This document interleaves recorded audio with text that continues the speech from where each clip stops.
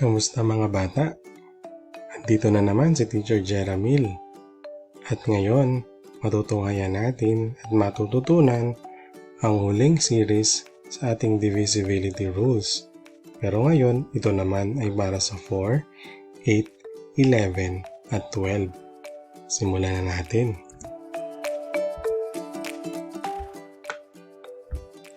Unahin natin ang divisibility rule para sa number 4.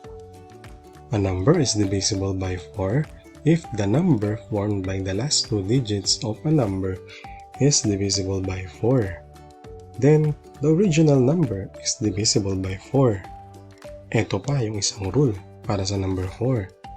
A number ending with 2 zeros is always divisible by 4. Tignan natin ang halimbawa. Doon muna tayo sa unang rule para sa 4. 1,812. Ang last digits ay 1 and 2 or 12. And 12 is divisible by 4 since 12 divided by 4 ay 3. Therefore, yung original nating number na 1,812 ay divisible din sa 4. Ito naman yung halimbawa kapag may dalawang 0 sa dulo. 78,500. Nakabuo siya ng dalawang 0 sa dulo. O, ang ating number na 78,500 ay divisible by 4 since nagtatapos nga ito sa dalawang 0. Tingnan nga natin kung naintindihan nyo. So, tingnan natin ang unang letra, 6,120. Tandaan, dalawa lang ang titinang digit sa dulo sa divisibility rule ng 4. Ang nasa dulo ng letter A ay 20 and 20 is divisible by 4. Sa letter B naman is 7,238. 38 yung dalawang dulong number. Divisible ba siya by 4? Hindi. Dapat 36 or 40. So dahil 38 siya, not divisible by 4. Letter C, 5,100. Dalawang 0 ang dulo. Divisible by 4. And letter D, 32,784. 84 yung dulo niya. And 84 is divisible by 4. Okay, dumako naman tayo sa divisibility rule ng number 8. A number is divisible by 8 if the number formed by the last three digits of a number is divisible by 8. Then the original number is divisible by 8. Ito pa yung isa. A number ending with 3 zeros is always divisible by 8. So kung mapapansin nyo, may pagkakahawig siya sa divisibility rule ng number 4. Dalawang digit. Dito naman, 3. 3 rin ang 0. Tingnan natin ang halimbawa. 58,128. Ang tatlong huling numero ay 1, 2, and 8 or 128. Pag dinivide natin yan sa 8, makakakuha tayo ng 16. So, yung malaki nating number na original 58,128 ay divisible na rin sa 8. Ito naman yung halimbawa kapag may tatlong 0. 538,000. Nakabuo siya ng tatlong 0 sa dulo. So, ang 538,000 ay divisible nga sa 8 since nagtatapos ito sa tatlong zeros. Check natin kung naintindihan nyo. Okay, so letter A, 26,120. Tatlong numero na ang titingnan nyo sa dulo. Kung siya ba ay divisible by 8. 120. Divisible siya by 8. 87,235. 235, not divisible by 8. So yung original nating number na 87,235 ay hindi rin divisible by 8. Next, letter C, 565,000. Nakabuo siya ng tatlong 0. So ibig sabihin, divisible siya by 8. Letter D, 432,784. 784 yung dulo niyang numbers. Divisible siya by 8. Okay. So, tingnan naman natin ang divisibility rule for 11. A number is divisible by 11 if the difference of the sum of the digits in the odd places and the sum of those in the even places is 0 or divisible by 11. Huwag kayong malito dito mga bata. Tignan natin yung halimbawa para maliwanagan kayo. Example, 583. Pansinin ninyo yung kulay ng mga numbers, itim at pula.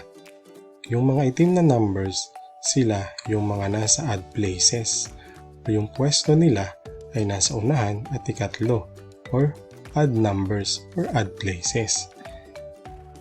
Yung namang pula ay 8. Siya ay nasa even places or place. So ang gagawin natin dyan sa mga number na yan, pagsasamahin natin yung magkakulay, 5 plus 3. And then, yun namang 8, wala naman siyang kasama. So, wala siyang pag-aadan or pagsasamahan. So, ima-minus natin yung 8 sa 8. So, ang sagot ay 0. Therefore, 583, pag dinivide natin sa 11, 53. Divisible siya by 11. Ibigay pa tayo ng isang halimbawa para mas maliwanag.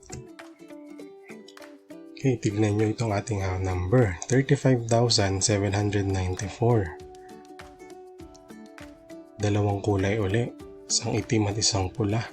So lahat ng itim, ang places niya ay odd. Ang pula naman ay even place. So the alternate digits of 35,794 are 3 and 7 and 4.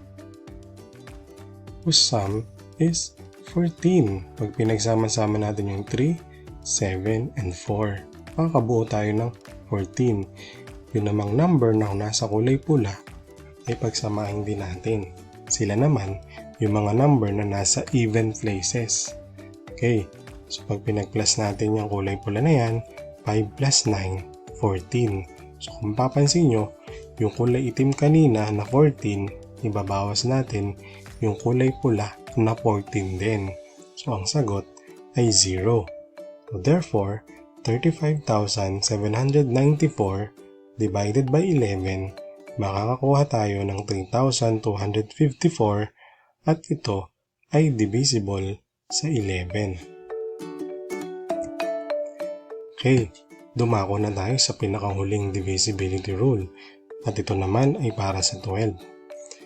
A number is divisible by 12 kung ito ay divisible sa 3 at sa 4. Okay, tingnan natin yung halimbawa. Okay, dahil tumutukoy ang divisibility number 12 sa dalawang divisibility rule na pinagsama na 3 at sa 4, dalawa ang gagawin nating divisibility test para ma-distinguish natin kung siya ba ay divisible by 12. So, unahin natin. Yun munang divisibility rule for 3.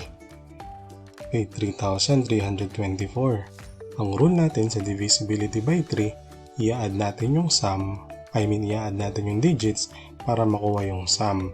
At yung sum na ito ay dapat divisible by 3 or multiple ng 3. So, 3 plus 3 plus 2 plus 4, 12.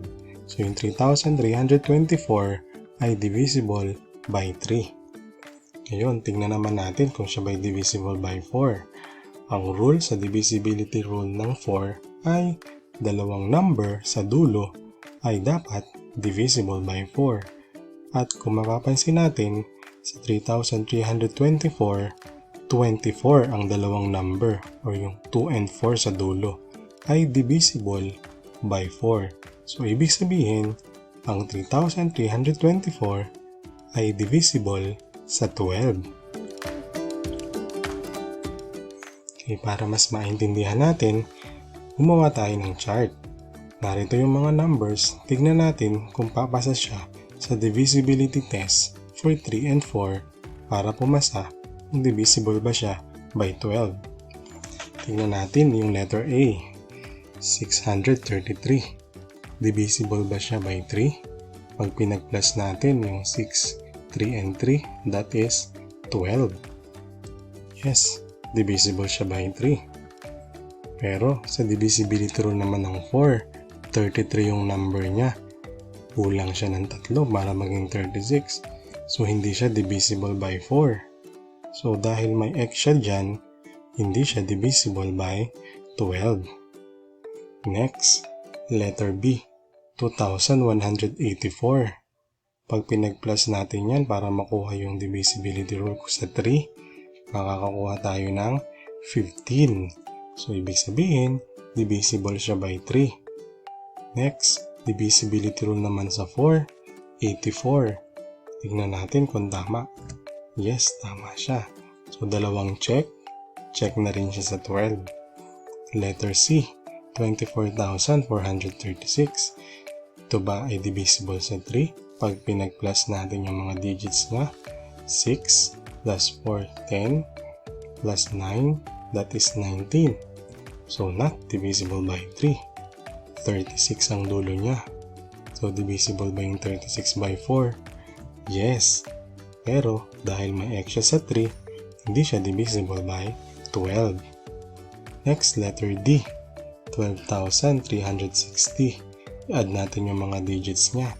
3 plus 3, 6 plus 6, 12. Divisible siya by 3. 60 ang dulo niya. Divisible ba siya by 4?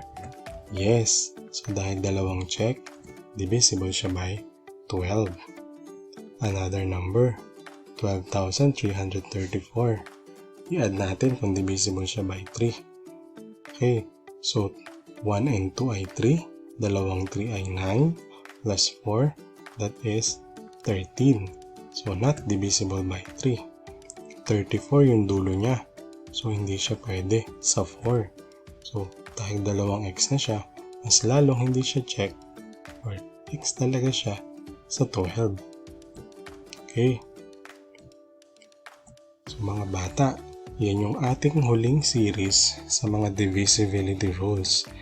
Sana ay natutunan ninyo at naunawaan ang mga divisibility rules mula sa 2, 5 and 10, 3, 6, 9, 4, 8, 11, and 12. Okay?